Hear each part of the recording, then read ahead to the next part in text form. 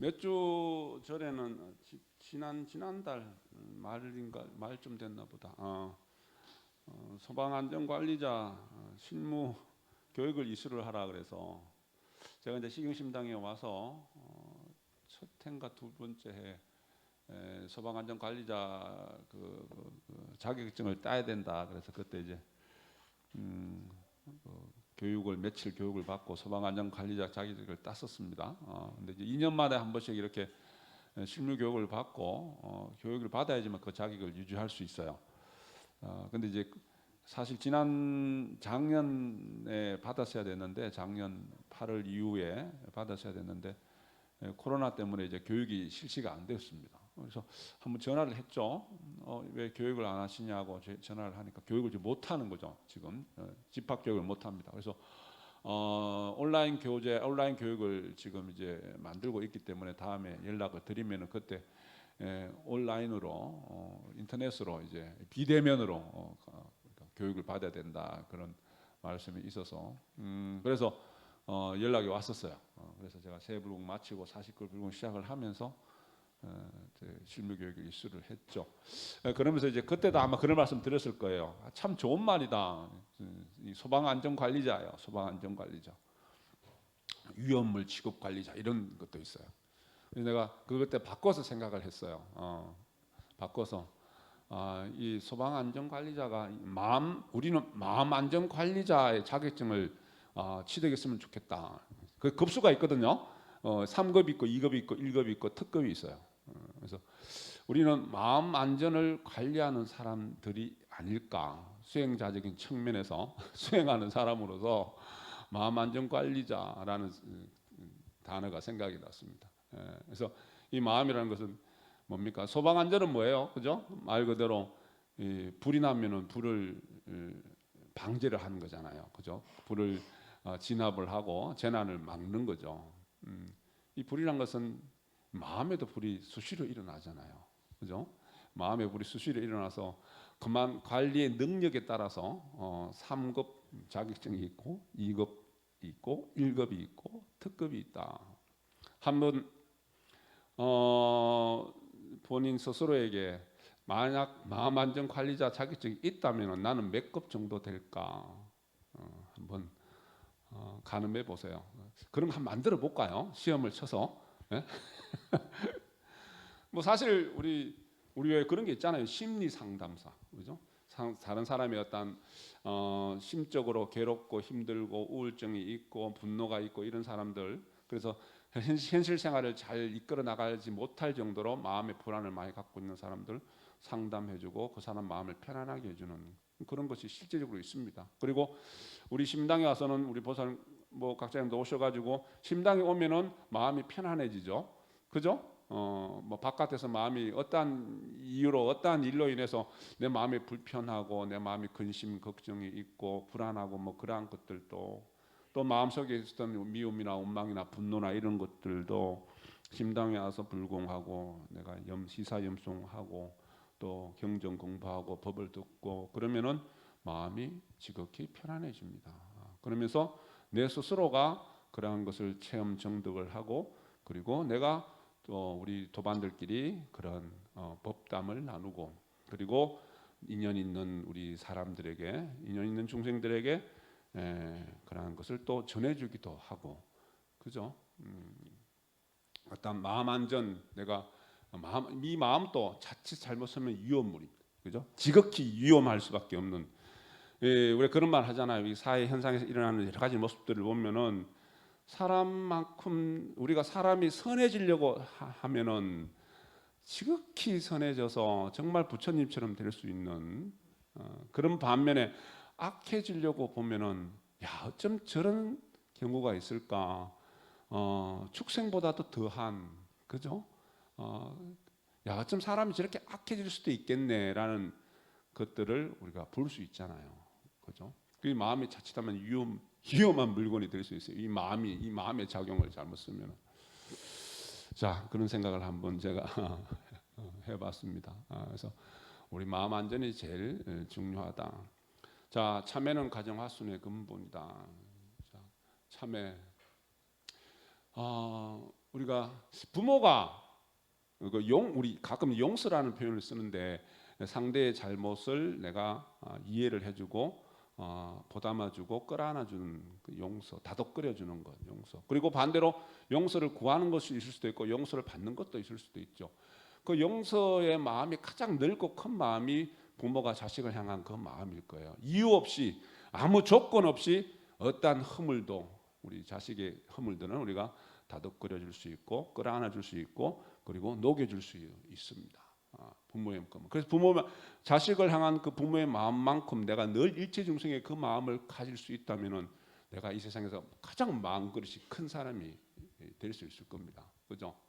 그래서 근데 그 근본은 뭐냐면 진짜 참 일단 용서라는 것은 왜냐하면은 용서라는 것은 용서하는 그 순간에 그죠? 순간에도 내가 용서했다는 그 마음이 일어나는 무조건적인 용서가 돼야 되는데 조건적인 용서가 돼서는 안 됩니다. 그래서 용서도 바람일이 돼야 된다. 완성하는 용서가 돼야 된다. 그런 말씀을 가끔씩 드렸습니다. 자, 그러기 위해서 우리가 참회가 돼야 됩니다. 그래서 진정한 참회는 진정한 용서와 연결되고 또 진정한 용서를 통해서 내가 진정한 참회가 일어납니다. 그죠? 그래서 그거는 뭐냐면 내 마음에 우리 첫 시간에 이야기했던 것처럼 내 마음에 내가 없어야 돼요. 내 마음에 나를 걷어내고 나라는 자아를 걷어내고 그 속에 뭐가 있어야 돼요? 법신이 들어가 있어야 됩니다. 법신이 들어가 있어야 돼요. 내 마음속에 법신이 들어가 있는 그게 자성법신이에요. 그죠? 내 마음속에 법신이 들어가 있으면 진정한 참회가 일어나고 진정한 용서가 일어납니다. 그죠? 그리고 용서라는 것은 뭐예요? 내가 그 사람을 이해해주고 그 사람을 내가 다독거려주고 끌어안아 주는 것은 그거는 나의 영역입니다. 나의 영역. 상대가 용서받을 짓을 했든 안 했든 간에 내가 그렇게 내 마음것을 크게 키워가면 용서가 되는 겁니다. 용서받을 사람은 용서받을 사람의 그 사람이 용서를 나한테 구하든 구하지 않든 그 사람의 몫이고 나는 용서를 해주면 나는 내가 흘러간 물처럼 내가 그죠? 정체되어 있지 않고 그죠? 내가 거기에 머물지 않기 때문에 나는 썩지 않는 내 마음이 편안해질 수밖에 없습니다. 그죠? 그리고 또 반대로 상대가 나를 용서하든 용서하지 않든 내가 내 마음에 스스로의 내 부처님에게 용서를 구하고 참회를 하고 그리고 내가 상대에게 용서의 어떤 마음을 전할 수도 있죠. 용서 하나 하고 안 하고는 그 사람의 몫입니다. 그죠? 그 사람의 몫이에요. 그래서 우리가 이 가정이라는 것이 우리 인간은 사회적 동물이라 그러잖아요. 관계성 속에 살아갑니다. 이 가정이란 것이 어떻게 보면은 우리 인간관계의 가장 기본적인 단위고 기본적인 구조를 갖고 있어요. 가정 속에서 보시면은 아내와 남편의 관계가 있죠. 그리고 부모와 자식 간의 관계가 있죠. 자식의 마음에서 부모를 향하는 그 마음, 부모의 마음에서 자식을 향하는 그 마음, 형제 자매의 관계가 있습니다. 그죠? 그래서 어떻게 보면 이 가정이라는 것은 우리 수행자적인 측면에서 보면은 가정은 가장 근본적이고 기초적인 수행 공간입니다. 가장 근본적인 기초적인 수행 공간이에요. 이 가정이라는 것이 가장 기초적인 단위입니다. 그죠? 그래서 우리 종교의 말씀처럼 부인이란 존재가 안주인의 존재가 가정 화순의 근본이고 참회가 가정 화순의 근본이면서 그리고 인류 평화의 근본이다라고 말씀을 하시는 거예요. 그죠? 그래서 관계성 속에 살아가면 우리가 얼마든지 그 속에는 시끄러움이 있을 수밖에 없어요. 사람들이 모여 있으면 그건 당연한 겁니다. 그죠? 근데 그 시끄러움 속에서 가정에서도 아무리 요즘 핵가족화 돼 있어도 내 혼자 살아도 내가 시끄럽잖아요. 그죠? 내 혼자 살아도. 그래서 그 속에서 내가 이거는 수행 공간이야라고 했을 때 나는 가정에서 하나의 수행자가 되는 겁니다. 그러면은 그 가정에서의 관계가 아무리 가정에서 시끄러운 일이 생기더라도 부부간의 관계, 부모 자식 간의 관계, 형제 자매의 관계가 원만해질 수밖에 없습니다. 그죠? 원만해질 수밖에 없어요. 그래서 우리 불자들은 어떤 이야기를 합니까? 우리는 불교 신자가 되는 것이야. 불교 신자도 물론 돼야 되지만 불교 신자이기 이전에 뭐가 돼야 돼요? 수행자가 되어야 한다. 수행자적인 마음에서 상대를 향했을 때 내가 어떠한 것도 극복하고 어떠한 것도 내가 머물지 않는 마음으로, 주하지 않는 마음으로 흘러가는 그 마음으로 여여하게 모든 관계들을 만들 수 있다는 겁니다. 그죠? 부모 자식 간의 관계 보세요. 우리가 하나의 예를 들어서 부모 자식 간의 관계도 이게 어떻게 보면은 수없이 많은 생을 살아오면서 부모와 자식 간의 인연관계가 맺어졌고, 그리고 그 관계는 지금 이 순간에 이 생에서 끝나는 것이 아니라 다음 생에 어떠한 모습으로도 이어져 갑니다. 그죠? 내가 부모에게 불효했던 그 마음을 내가 스스로 내 스스로에게 자성법실에게 용서를, 지금 부모님이 살아계신 부모님에게 효를 행함으로써 내 지극정성을 다함으로써 용서를 구하고, 용서를 못 받았다면은 그 이후에 열반하신 이후에도 내가 용서를 구하는 그 마음으로 용서를 다 받고 이 생을 마감을 해야지, 그러지 않으면은 다음 생에까지 이 마음은 이어갑니다. 자, 부모로서 부모가 자식을 향한 그 애틋한 마음은 열반하시면 사라질까요? 다음 생까지 그 부모의 그 애틋한 자식을 향한 애틋한 마음은 이어갑니다. 끊임이 없습니다. 끊어질 수가 없어요. 그래서 그것뿐만 아니라 그렇기 때문에 우리가 인간관계 속에서 살아가면서 내가 다른 어떤 존재와의 그 관계는 매듭이 맺어져서는 안 된다는 이야기입니다. 풀어 헤쳐야 된다는 이야기입니다. 그죠? 교수님 보면은 자, 성낸 뒤에 원수의 매듭을 짓게 되는 일이 많은데 딱 한마디입니다. 우리는 이 매듭을 풀 줄 알아야 된다. 이걸 어디서부터 연습을 해야 돼요? 내 가정에서부터 먼저 어떤 매듭도 내가 다 풀어 헤칠 줄 알아야 돼요. 부모 자식 간의 관계, 그리고 고부 간의 관계, 형제 자매 간의 관계. 요즘 우리 형제 자매 지간에도 등 돌리고 원수처럼 사는 사람들 현실도 보면 많습니다. 그죠? 그게 근데 참 어리석게도 아이고 내가 뭐 죽으면 그만이지, 이 생에 못 풀면 그만, 그게 아니잖아요. 우리가 언젠가는 차례가 다 되면 갑니다. 이 육신의 인연이 다 됩니다. 그걸로 끝나면 좋은데 다 버리고 간다 그래도 뭐는 갖고 가요? 업은 갖고 갑니다. 그래서 풀어야 되는 거예요. 전생부터 갖고 간 그 풀지 못한 그 매듭 때문에 지금 그 매듭이 아마 지금까지 이어오는 것도 우리는 정확하게 모르겠지만은 법계 진리의 눈으로 보면 있을걸요. 그죠? 우리 진리 인연 맺었을 때 풀 줄 아는 방법을 알고 있잖아요. 실천을 못할 뿐이지 풀고 가야 되죠. 그죠? 그래서 아까 부모님, 특히 어머니가 아버지도 좋고 부모가 자식을 향한 그 마음, 우리가 지금 부모님 다 돼 보셨잖아요. 어머니 아버지 다 돼 보셨잖아요. 그죠?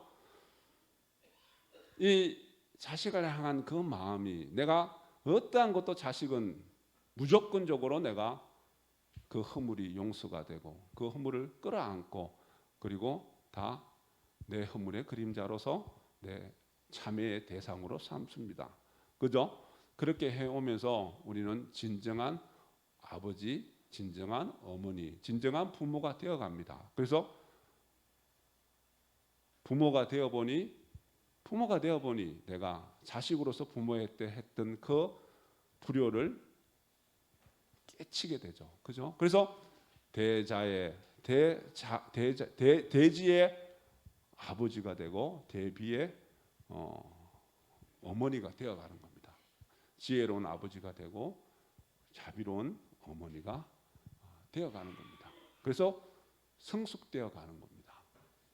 그래서 이 가정이란 것이 바로 우리 인간 삶의 그 조직의, 그죠?